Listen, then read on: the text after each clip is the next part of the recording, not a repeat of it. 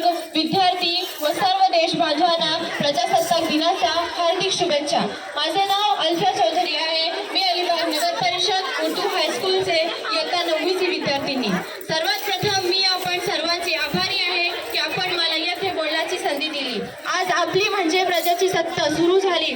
तो दिवस ज्याचा रक्तात स्वातंत्र्याची आग होती, त्यांचा बलिदान व संविधानाची छाया होती। ते आंबेडकर 32 डिग्र्या घेऊन जे भारतात आले, त्यांना लोक विहिरेचं पाणी ही पिऊ देत नव्हते। त्यांनी मनात आणलं असतं तर विदेशात स्थायिक झालं, पण त्यांना काळजी होती समाजाची। त्यांनी ठरवले हा देश बंदुकीने नाही, राजेशाहीने नाही, तर संविधानाने चालेल। न मजहब ऊंचा न जात बड़ी, न मजहब ऊंचा न जात बड़ी, कानून के आगे हर एक की औकात खड़ी। 26 जनवरी का पैगाम यही, भारत में इंसानियत बड़ी। घटनेने दिलांना आशा दिली, अन्यायावर सत्याची मशाल पेटली। आजचा दिवस केवळ झेंडा फडकविण्याचा नाही, झेंडा उंच आहे काठीवर। ज्या बाबासाहेबांनी घटना लिहिली, घटना सर्वांना समानतेचा हक्क देणे, पण वास्तव हे आहे एका गरीब माणसाला न्याय मिळाला 20 वर्ष लागतात। कायदा अंत आहे पण तो झुकतो श्रीमंतासमोर का?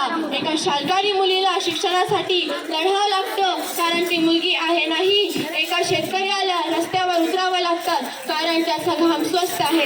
अरे आठवा त्या शहीदांना ज्यांचा मुले हा देश आज स्वतंत्र झाला।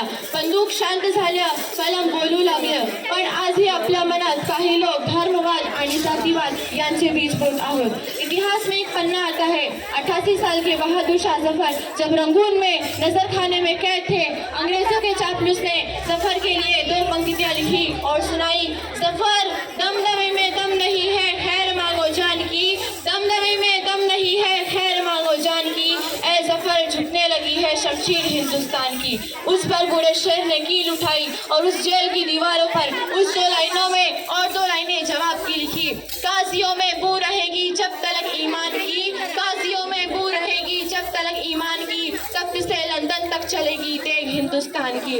आज आपल्याला युवा नेतृत्वाची गरज आहे, पण जोपर्यंत आजचा युवा रस्त्यावर दुचाकीचा धूर सोडत राहील, मोबाईलच्या 6 इंची स्क्रीनवर मणिपूरच्या रस्त्यावर सरेआम लुटणाऱ्या लगीचा व्हिडिओ बनवून व्हायरल करत राहील, जोपर्यंत निर्भयासाठी मेणबत्त्या घेऊन फक्त रस्त्यावर उतरेल आणि शिक्षणापेक्षा शाळेत मुलींनी बुरखा घालावा की ना घालावा यावरच राजनीती करत राहील, तोपर्यंत या देशात युवा नेतृत्व म्हणजे नुसती बयानबाजीच होत राहील।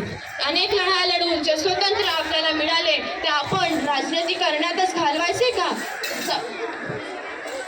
कोठे चाललो आपण देशाला घेऊन? मला आजच्या युवांना एवढेच म्हणायचे, किनारों पर खड़े होकर समंदर पार होते नहीं, किनारों पर खड़े होकर समंदर पार होते नहीं, नभ को निहारने से चांद तारे हासिल होते नहीं। ये स्वतंत्र मिळाले खुदीराम ने खुददारी से हंस के जिसका दान किया, खुदीराम ने खुददारी से हंस के जिसका दान किया, भगत सिंह ने झूला फंदा और जिसे कुर्बान किया, आगोश में जिससे सुभाष निकले और लश्कर हिंद बनाया, फतेह सिंह और जोरावर ने दहलीज पर जिसे ठुकराया था, संघर्षों में बुनियाद बनी जो आजादी के बोल की, सुलग रही थी गर्मदाल में शेखर के पिस्तौल की, खिल रही थी रोम रोम में अशफाकुल्ला खान के, वही जवानी दौड़ रही है खून में हिंदुस्तान के। आज का आपल्या रक्तात तो जोश आहे का? आज आपण धर्म जात खेळत आहोत, पण का? हमने सुना था एक है भारत सब मुल्कों से नेक है भारत, हमने सुना था एक है भारत सब मुल्कों से नेक है भारत, लेकिन जब नजदीक से देखा हमने नक्शे और ही पाए, बदले हुए शब्द और ही पाए। जे स्वतंत्र आपल्याला मिळाले ते आपण खरंच टाकतो आहे का? आपल्या वीर जवानांनी केलेलं बलिदान आपण वाया घालवत आहोत।